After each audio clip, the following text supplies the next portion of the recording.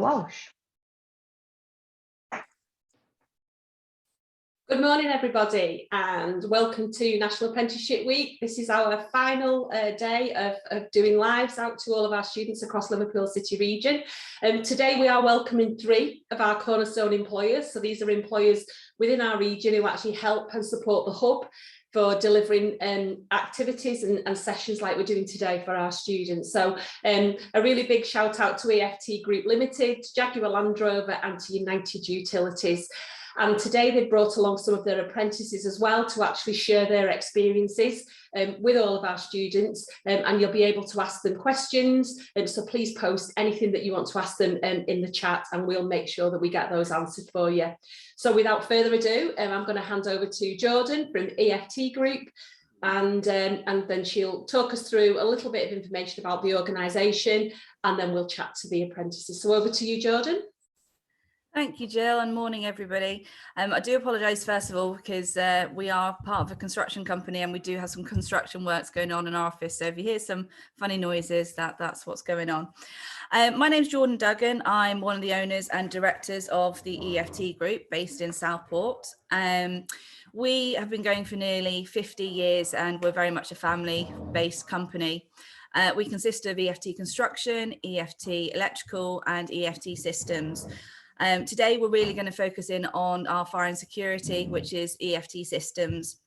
Within that sector, we look after fire alarms, emergency lights, CCTV, fire extinguishers, ward and call, door entry and emergency lights. So just a few things that we look after for our clients. Our clients are mainly social housing and county councils and new builds like hospitals. And we go in and look after all those types of systems. Quick bit about our turnover. When I joined 20 years ago, we were turning over about 1 million.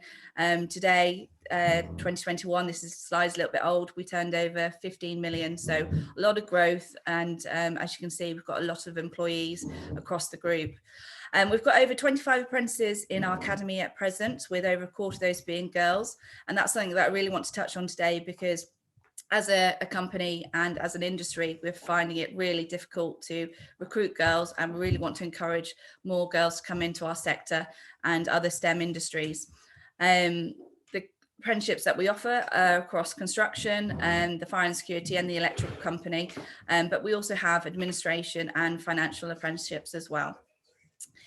What we look for in apprenticeships is personality and your values.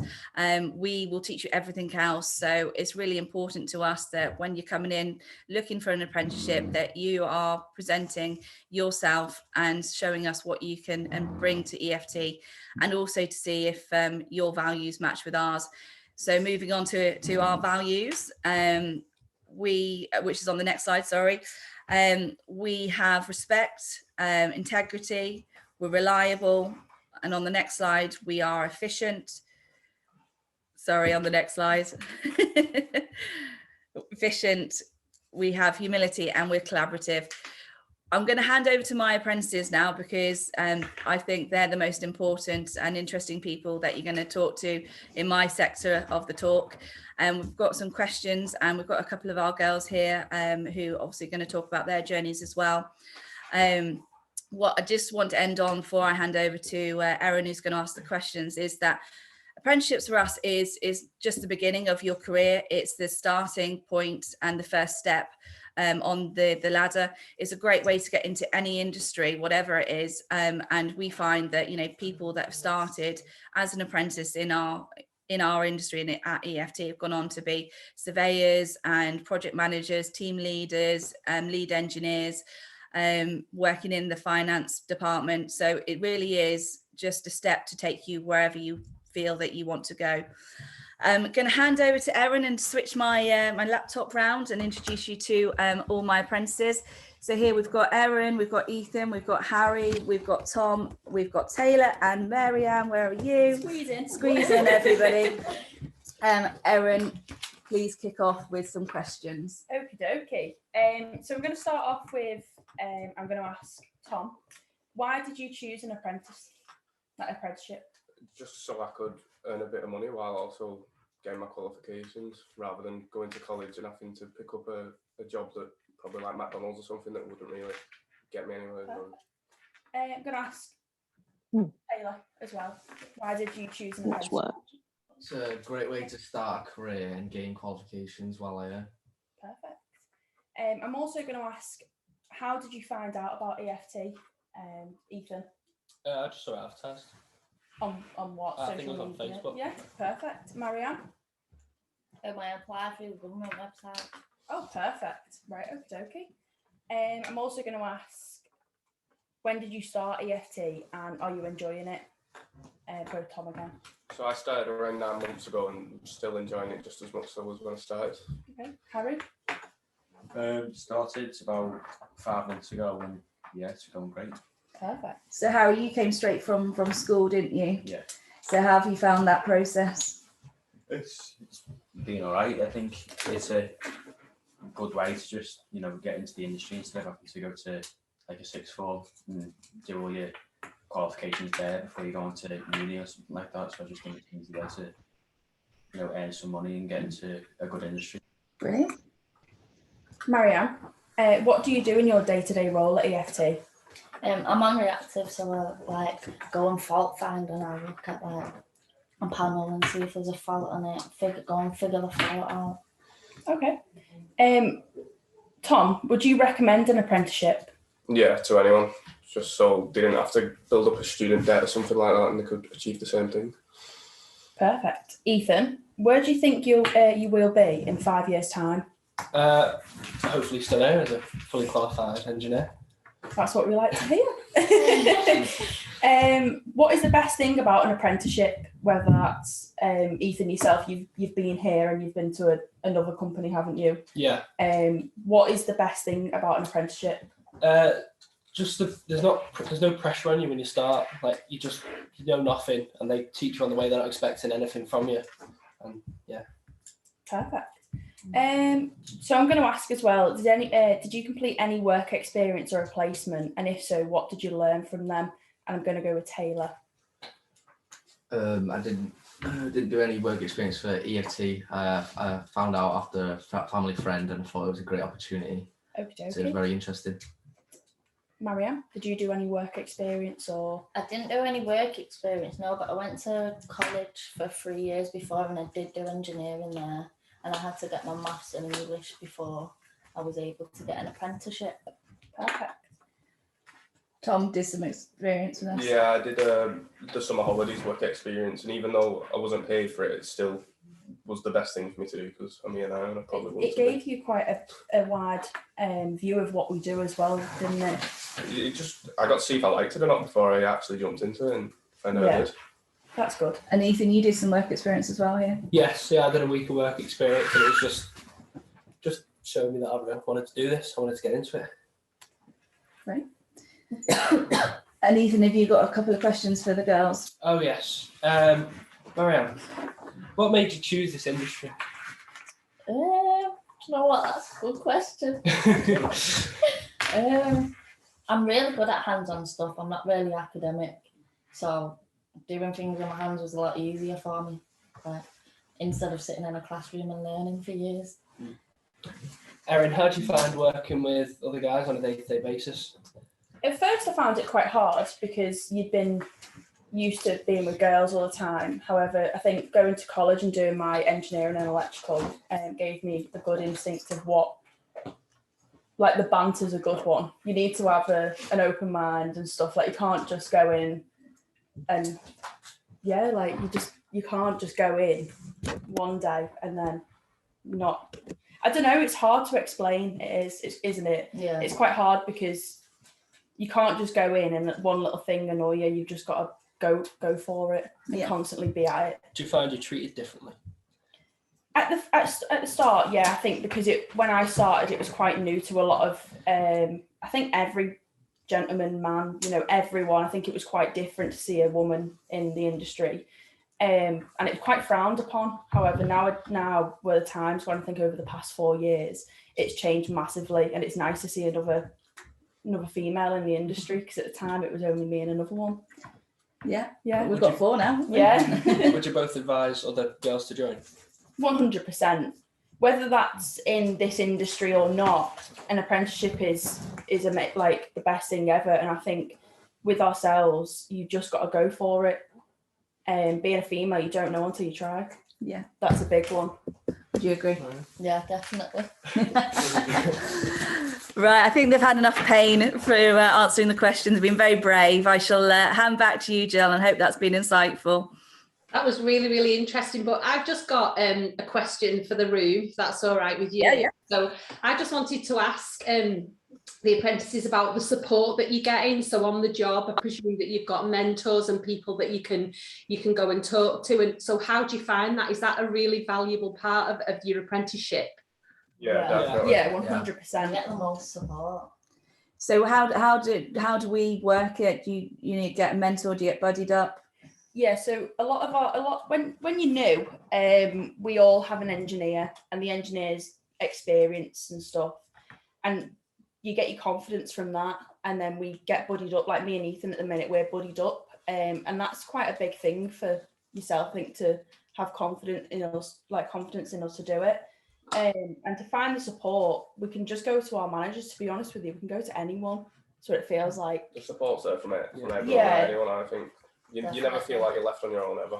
Yeah, I think that's the scary thing about apprenticeship, because it's brand new and a lot of you come straight from school and it's your first experience of going into the world of work, and early mornings. I know you all struggle getting up. That's the hardest thing. But yeah. They get a lot of support. They get lots of prodded in the van when it's time to wake up. Yeah, and I think what always comes across whenever we've talked to your apprentices as well, Jordan, is the fact that there's a group of them there. So presumably we've talked about mentoring through the company, but actually all of them together as a group, they must be able to share maybe sometimes their anxieties, maybe something's they're not quite getting what they need to be doing. So they've got people to actually share that at the same level as they are as a group of apprentices. Yeah, absolutely. And I think that's why it's important to have a new batch of apprentices coming through each year. So, got people in their first year, second year and third year. So, there's always a group that's just above, that's got that little bit more experience, that can help and guide and mentor. And we're looking for 10 more apprentices this year. So if any interest, then EFT group on the website, and be delighted to have any applicants. Fantastic. Just thank you to all your group this morning. It's always great to have you on, the voice of the students for everybody else as well. So thank you for that.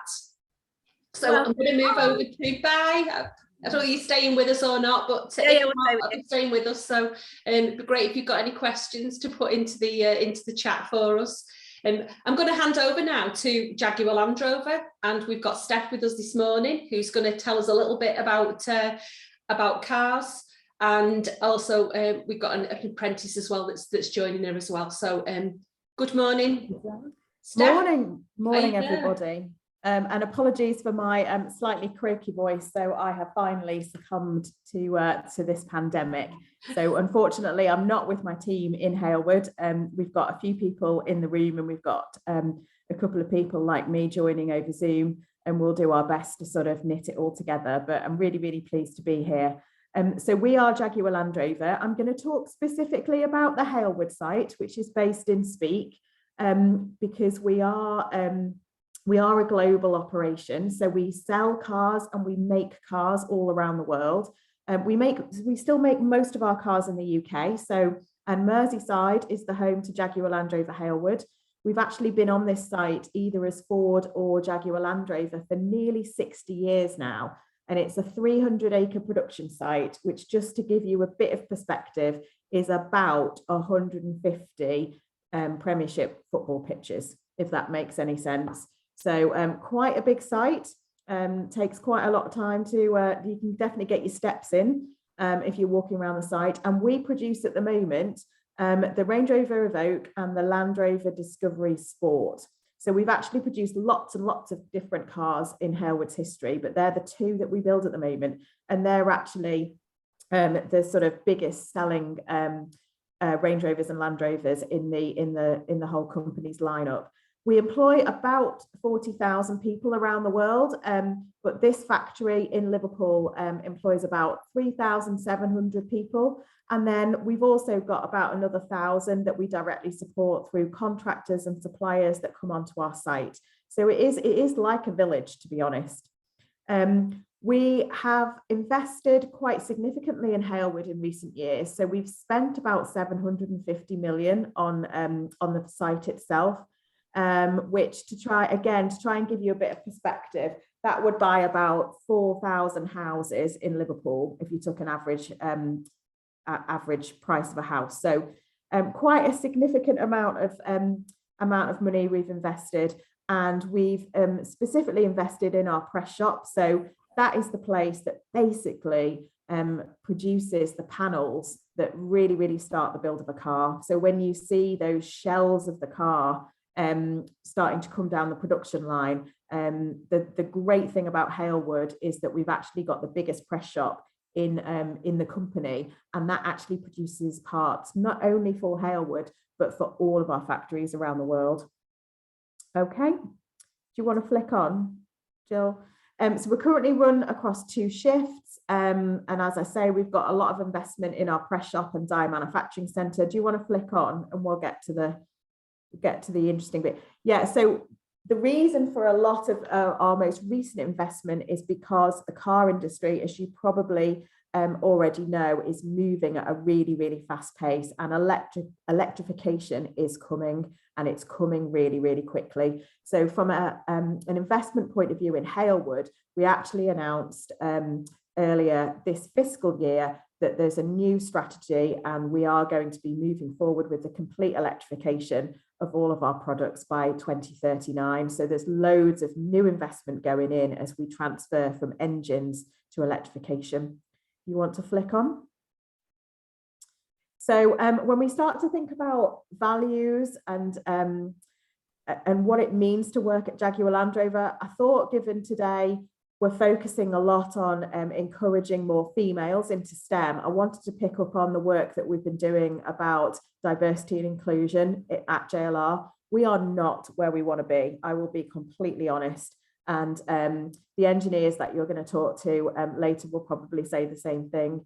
The engineers I'm going to introduce you to actually have been front and centre of our drive at Halewood to be much more inclusive, and they are part of a group that have come together to improve the physical environment and the culture for women in engineering, and encourage more people into the organisation, but also support those who are currently working for us. So you'll see there some images from our employee networks, and if you can just flick on. We have a diversity and inclusion strategy, and it's basically around 3 pillars. One is about a culture of unity, belonging, inclusion, and respect. The other is about the slightly drier, more boring stuff. It's about our policies, our practices, our benefits that exist, the way in which we pay. Are they really inclusive? So that part of the pillar looks at that strategy. And then our final bit, which is what our engineers that you're going to meet today are mostly involved in. How do we engage our employees to accelerate the progress? We've got lots and lots of from the ground up employee networks now that really help to bring people together and advance certain groups' causes to really help people feel empowered to change the culture. Okay.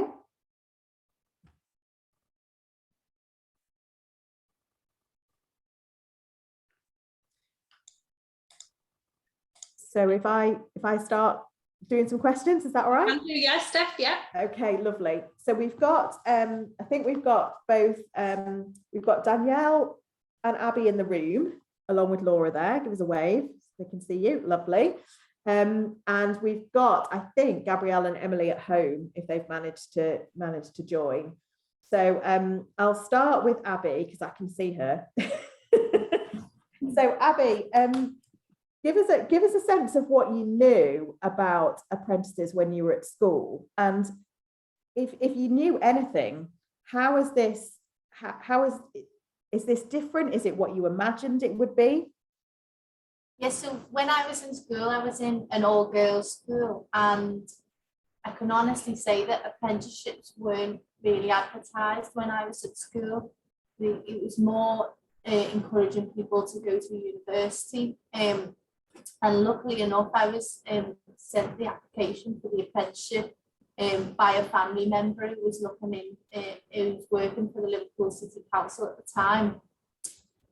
So that's how I found out about the apprenticeship. And in school, I was really interested in science and maths. They were my favourite subject. So I thought engineering, great career to go into with those interests. And I seen the apprenticeship, and it was just too good of an opportunity to turn down. So I did the degree apprenticeship, a 6-year apprenticeship where you get a fully funded degree with the University of Warwick. So that's all paid for. At the same time, you're getting paid, and you're also getting all the qualifications. So I've had an MVQ level 2 and an MVQ level 4 as well.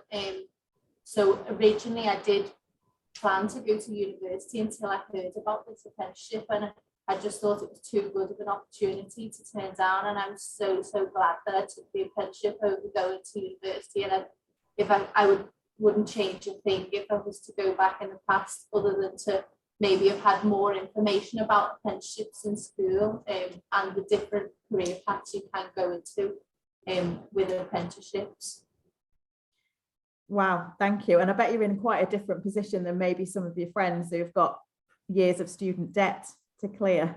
Yes, exactly. I've got 2 sisters who are my age, and they both went to university to study, and they've both got £50,000 worth of debt, whereas I'm earning a really good wage. I've got no student debt. I've managed to buy a house, buy a car, all before they have with 50 grand's worth of debt. So it's really great opportunity. Fantastic. So let's go, why don't we go to Gabby on the call. So Gabby, what is the best thing about your job? Hi Steph. Hi. I'd say the best thing about my job is you just learn so much more than just going to uni by being in the industry,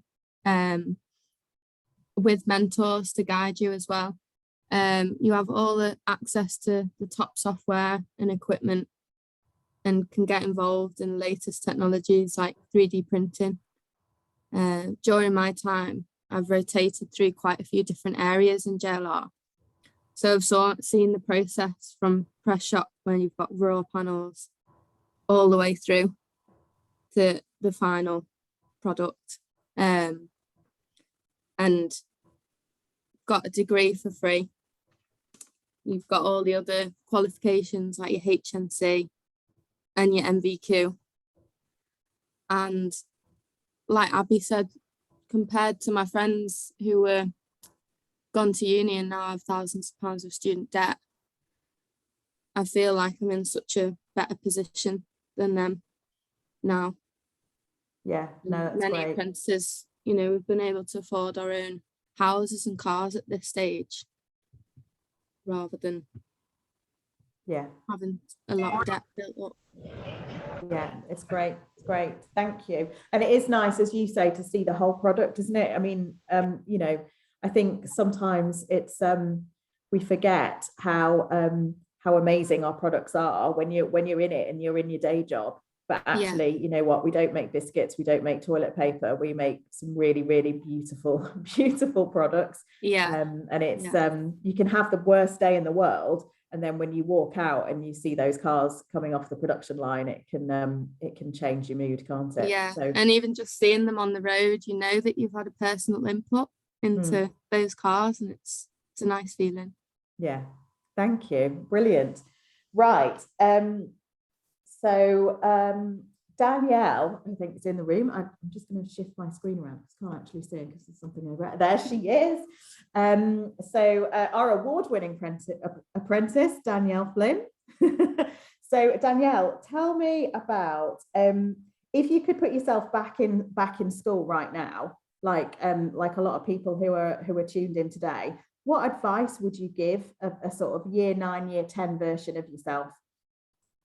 I think the main thing would be don't be hard on yourself at all, and also try hard and give everything your best efforts, because when you're at that age, I think you don't realise sometimes the impact of how, if you're working hard at school, how far it can get you and how many doors it can make into the future. So straight from classwork to GCSEs onto A-levels and any extracurricular type things as well. Everything you do, you're meeting more people and opening your network and actually fully understanding where you want to end up in life, and having it gives you like a mindset to create bigger goals for your future. I think it's so important to kind of think that bit further ahead than where you are right now, because when time can fly and you can blink and it'll be years have gone by, but you really want to progress yourself as much as possible. And I think from my perspective, it's come from trying as hard as I can in everything that I do. So I think if I was going back to year 9, year 10, or people in year 9 and 10 now, I think I'd say give everything a go and do your own research. Don't let someone else tell you, oh, this is really good or this is really bad. Go and do your own research yourself and make your own mind up by like having a go yourself, and yeah, just having a go at everything to like 100% of your ability, and don't compare yourself to other people, or don't think that person's better than you when really you don't know that. And yeah, just especially being a woman as well, sometimes you can apply for a male dominated industry and already think, oh, like I'm a bit scared or a bit nervous about being as good when you are. It's just having the confidence to be able to speak up and not compare yourself in that way. Brilliant. And I think you're so right about the comment about extracurricular activities, because as I think the previous presentation said, we can teach you the skills. You don't need to know anything technical, but actually having those experiences, the stuff that you've done in and outside school really helps you in that interview process, doesn't it? To have things to talk about. Yeah, definitely. I think it shows your willingness and passionate to like do other things and commit yourself to other things, show that commitment to different things in your life. And in general, it makes you happier and more content in the fact that you become satisfied in things that you've achieved or things that you've at least had a go at and think, oh, you know what, that wasn't for me. But having that commitment and passion outside of work as well is super important. Yeah, definitely. Brilliant. And so let's go to Emily, if that's all right. So Emily, what's the best career advice you've ever received? Hi, Steph. I'd say the best career advice I ever received would be being in an industry isn't necessarily knowing everything about one thing. It's about knowing lots of different little things with knowing who to talk to if you don't know the answer particularly. So it's not about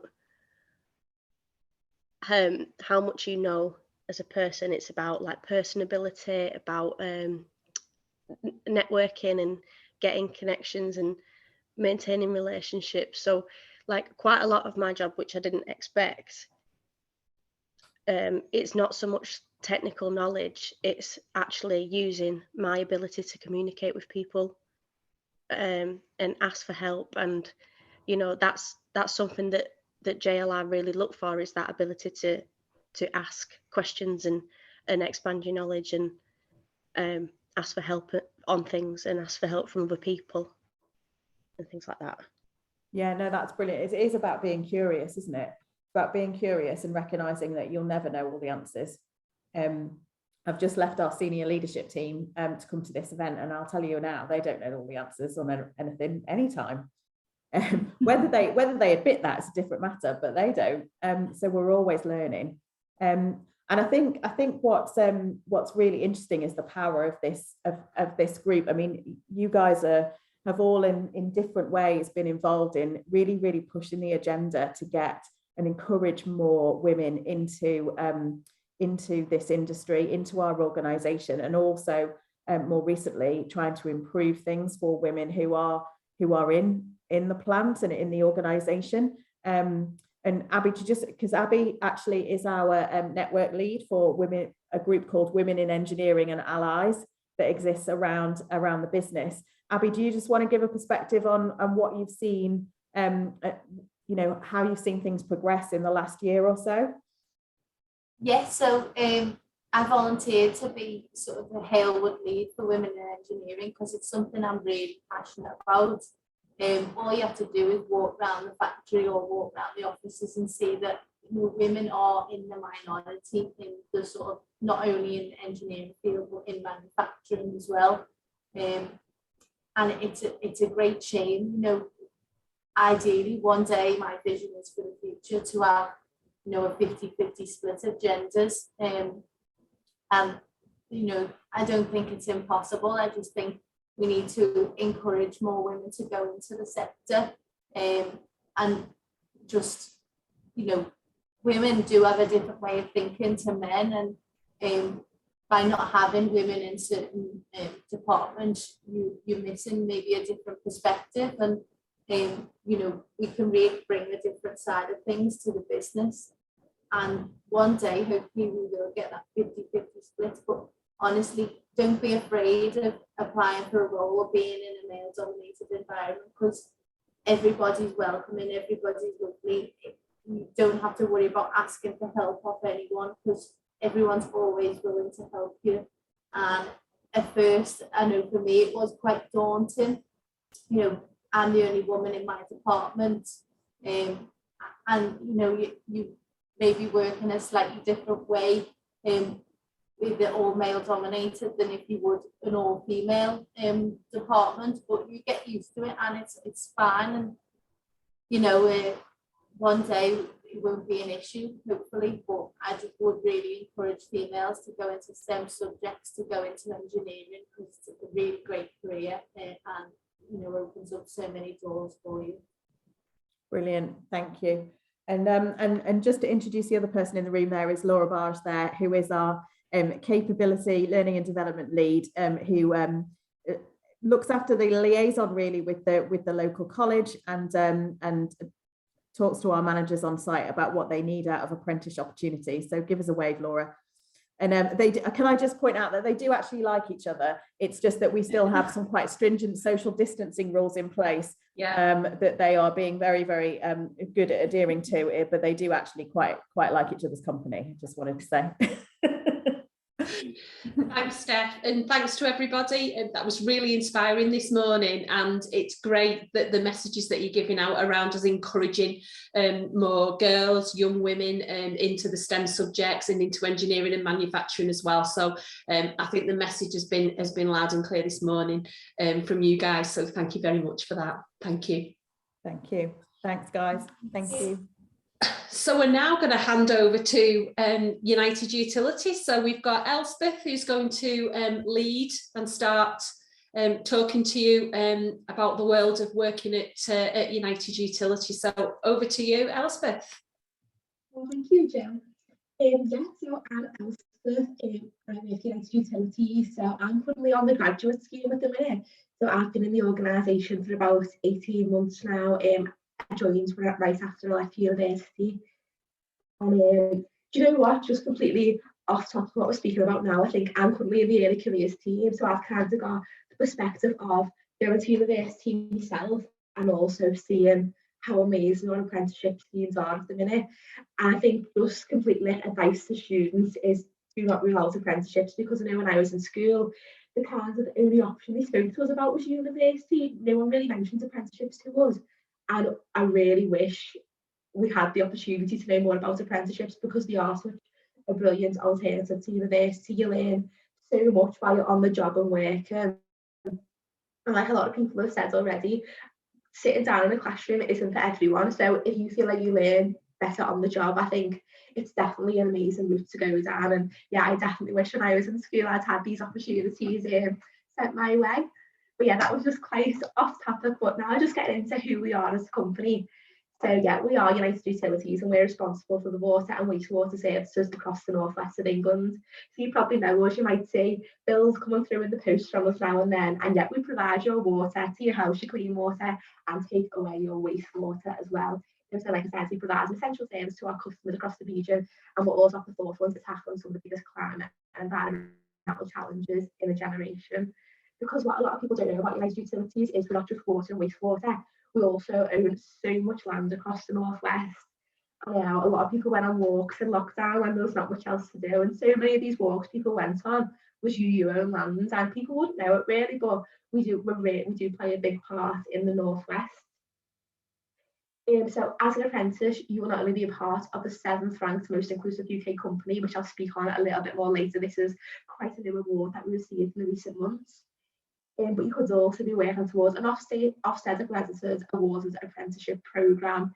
So we have a training centre based up in Bolton where you'll be doing all your learning, training and development. And just in terms of what our employees think of us, we're rated 4.5 out of 5 on Glassdoor. And I think this, maybe I'm a bit biased, but I'm sure so many other people support as well. We really are a fantastic place to work. And I think going into work, you really do get that buzz. And it's just such a lovely working environment. I think that's all you can really ask for. And just a few little facts and figures from us at the side here. So like I said, we own so much catchment land, so 57,000 acres of catchment land. I think my stats might be a bit off.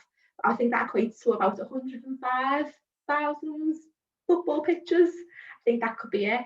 7 metres of sewers, and I think we worked out that to Australia and back 4 times, and we serve 7 million customers. So we serve the whole of the northwest really. And in terms of employees, there's 5,000 and a bit there, but we've just hit 6,000 employees. So we're a really nice sized organisation, and them employees are spread out all across the northwest. So you can work in Lingley, which is in Warrington, which is our head office, and you can also work in our wastewater and water sites all across the northwest. So you get to see some absolutely gorgeous scenery when you're out on site in the Lake District or in Cheshire. So it's such a diverse environment to work in. Could you move on to the next slide, please?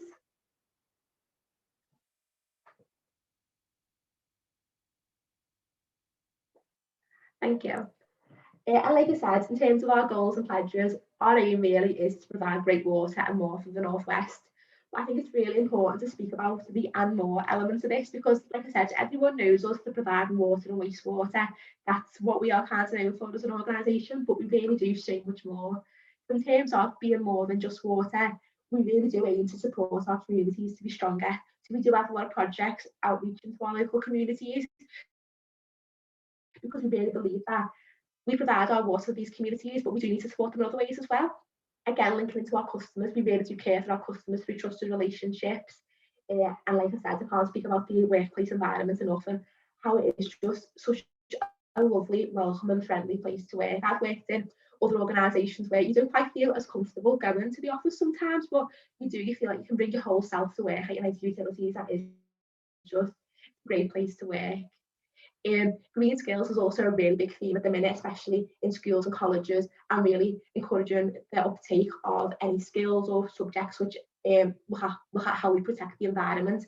And that is a massive part of United Utilities, is how we as an organisation can protect and enhance the environment that we serve. We also aim to deliver a sustainable return to our investors and innovating in partnerships with suppliers. So as you can see at the side here of our core values, we've got 3 core values. So it's customer focused, like I said, we really do aim to provide the best service for our customers and support them in any way which we can. Innovation is also huge at United Utilities. We're always looking at how we can come up with the next best solution, whether we're using technology, research, case studies from other countries or other water companies. We're always wanting to innovate and come up with the next best thing and how we can improve our service, our strategy, and so on. And I think kind of encompassing everything that I've said together, we also really value being trustworthy and working with integrity. So we make promises and know and we keep them, and we behave with integrity in order to ensure the best service for our customers and service for our stakeholders as well. So that's just a little bit more about our goals and pledges at UU, and kind of just give a feel of what the company values and what it would be like to work for United Utilities. So could we move on to the next slide, please? So hi everyone, I'm Erin and I have recently completed an apprenticeship at UU, and I wanted to share some of the amazing benefits we have to offer. As an apprentice at United Utilities, you will have the opportunity to fulfill your potential starting work in a FTSE 100 company. After successfully applying for your role of your choice, you will start into professional training relating to your role, learning new skills and exploring exciting areas of the business. You'll be able to attend some amazing events such as awards evening, volunteering days, and Outward Bound, which is a week in the lakes at the beginning of your apprenticeship with all the others apprentices starting that year. You can get involved in team building activities such as building rafts, walking up mountains, and walking up waterfalls, and much more. You can work in teams in National Apprenticeship Week to win a competition. Starting salaries start from £12,500, which goes up £5,000 each year that you're on scheme. And you will also receive an annual bonus. You'll start with 26 days of annual leave, and after 4 years of being with us, you'll be able to have 30 days off plus bank holidays, which you can buy or sell more. You can, and we'll be able to pay for 10 driving lessons to help you get on the road. And you can opt into our new electric car scheme. You can join our private healthcare scheme to help cover medical and dentist costs. We have an award-winning pension scheme. And we have an on-site gym, which is only £10 per month. We have a Costa Coffee, spa, table tennis, lovely lakes to walk around on your breaks, and many more amazing facilities at our head office. Thank you. Next slide, please.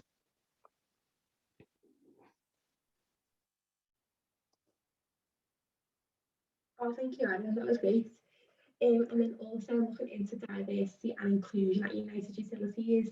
So Jaguar Landrover mentioned it as well. I think it's such a big thing for a lot of organisations at the minute, especially in the STEM industry. It's so lovely to hear so many other organisations speaking so openly about it, because it is such an important thing. So, like I said, at United Utilities, we really do value diversity and inclusion, and we want to provide equal opportunity for our employees. And we're constantly recruiting and promoting on merit and how well our employees progress and achieve and develop. And we really support that development, no matter what level of the company you enter in. And like I said, we serve the whole of the North West, and the North West is such a diverse place to live. And we really want our organisation to represent the communities that we serve. So it's vital that we're able to create an inclusive and supportive working environment for our employees, where we really feel like they can bring the whole selves to work and completely be themselves and be confident. And yet again, because I feel like that just adds to just making going to work so much easier and so much more of an enjoyable experience. One way that we aim to support diversity and inclusion at United Utilities is by creating employee networks. So at the moment, we currently have about 7 employee networks up and running at the minute, again, just to support people through diversity and inclusion and our diversity and inclusion agenda, and really allow an open space for people to share common experiences and support one another, and again to support and driving that diversity and inclusion agenda. And it's great because these networks often hold big events where they all interlink, all chat, and just really have these open conversations with the broader company about the importance of D&I. Just saying a few networks here, just pulling them out at random. So we've got the Gender Equality Network, so the Gen EQ Network, the Multicultural Network, the Identity LGBT Plus Network. We also have the Ability Network and the Early Careers Network as well. So, and it's not restricted, you could be a member of all of these networks, multiple networks, or you could just choose to be involved in one network. And like I said, it's just an open space to really have these really valuable conversations about diversity and inclusion. I think now it's time to pass on to our apprentices. So we should have Annalise and Jade on the call. I know we had some technical issues this morning though, so can you just shout up if he's able to be on the call? Yeah, I managed to make it back on. Oh, brilliant. Brilliant. Right, so Jade and Annalise, I'll come to you first, Jade, if that's okay. Do you just want to give us a quick introduction to yourself and tell us a bit more about your role at United Utilities? Yeah, so I've had a few technical problems as well, so I hope everyone can hear me. Yeah, I can hear you fine, yeah, thank you. Yeah, so I'm a first year apprentice in the lab at United Utilities. So I just started in September. So I've been here just over 4 months now. Brilliant. Thank you, and I'll pass you on to Annalise as well, just for a quick introduction. Yeah, hi. So I also started in September and I'm one of the electrical apprentices. Thank you. And if you've got any questions in the chat, just pop them in the chat, or while we're waiting for any questions to come through, I'll just ask Annalise and Jade a few questions if that's okay. So Jade, what is your favourite thing about working as an apprentice at United Utilities? For me, as an apprentice, we get to move through all of the teams. So you don't get just placed in one lab. You get to move throughout the teams. You're constantly moving, changing labs and changing methods. So as an apprentice, you get a good opportunity to see everything that goes on in the lab, not just one aspect. Thank you. And Annalise, what made you want to apply for an apprenticeship at United Utilities specifically? What made you want to go down that route? Well, I knew that I wanted to go into electrical engineering, and I thought that going for an apprenticeship would be a good way to learn but also make money at the same time. And I chose United Utilities as I knew it was a really good company and very supportive as well. Oh, that's great. And then I know, like I said at the start of the call, you have so many different office locations, and I know Jade, you're currently based in labs, and Annalise, you're currently based out in the field, working across the northwest in various locations. So Jade, I'll come to you first, if that's okay. What is so special and what is great about working in the labs and like compared to an office location? What really drew you to that role? To me, I'm a person who likes to do things and be busy. So like an office job or even like university lectures and things like that, it just wasn't suited to who I am. So in the lab, obviously you're always moving around, there's always things to do. It's not sitting down on a computer, it's like a more involved job. Thank you. And then Annalise, I'll pass that question to you as well. What's your favourite thing about working out in the field and being in different locations every day?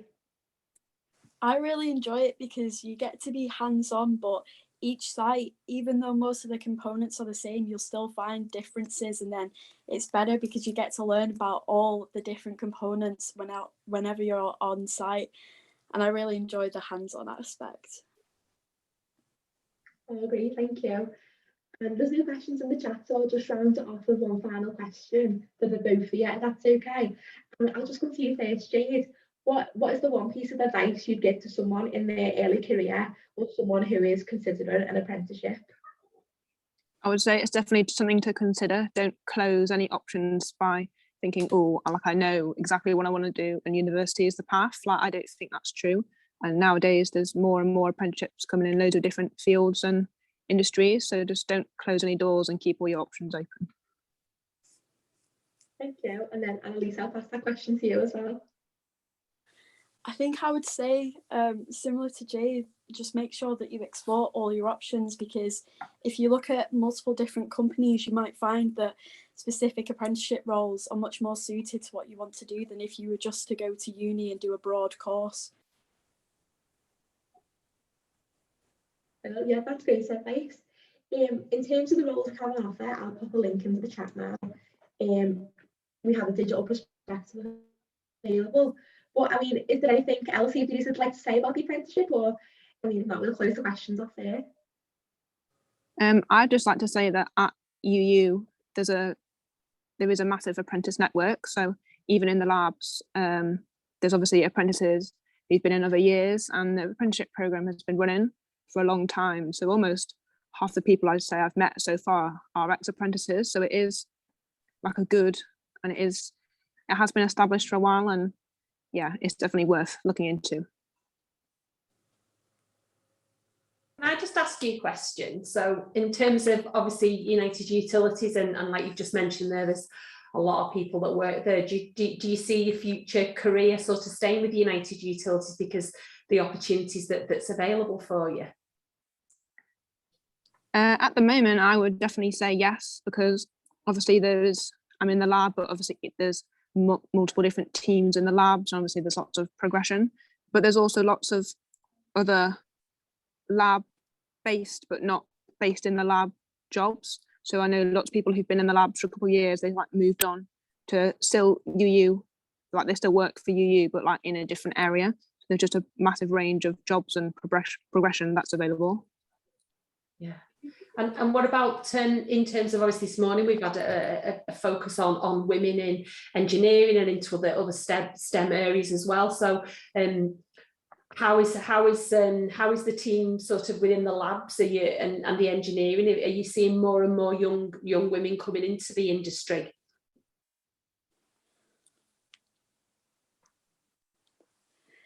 I think every year United Utilities end up with more women coming into the industry, and this year for the engineers there's me and another girl, and last year they only had one girl, so every year they do kind of step it up and more girls do tend to get involved in the different roles, because I'm electrical and then there's another girl who's a mechanic. Brilliant, thank you. Back to you, Elspeth. Oh, thank you, yeah. Well, that's everything from us, really. Thanks, Jill. Yeah, thank you so much for listening. And like I said, our digital prospectus is available online, and I'll pop an email address in the chat as well. So if anyone has any other questions about our apprenticeship roles or just as curious about what we do, please just drop us an email and we're more than happy to help out. But yeah, thank you so much for your time. And thanks to Annalise and Jade as well for some great advice and top tips. Thank you for that this morning. I know we're just flicking through some of the opportunities that are currently available with United Utilities across different apprenticeship areas, and all of the information will be available on our website, where we'll actually post the call today, the recording, and we'll also obviously put all of the details up there as well. So just one final note from me this morning is just really thank you especially to all the apprentices that have joined us this morning to share their journeys from leaving school, college, university with us, and for the organisations as well. So that's EFT Group, Jaguar Landrover and United Utilities. Please check out our website next week for all of the recordings, all of the information and the pre-work. All the links will be there in terms of all the apprenticeship opportunities that all of our organisations this week have shared with you. And any questions, please come through directly to the Careers Hub at growthplatform.org, and we'll make sure that we get any questions answered for you. So thank you, everybody, and enjoy the rest of your day.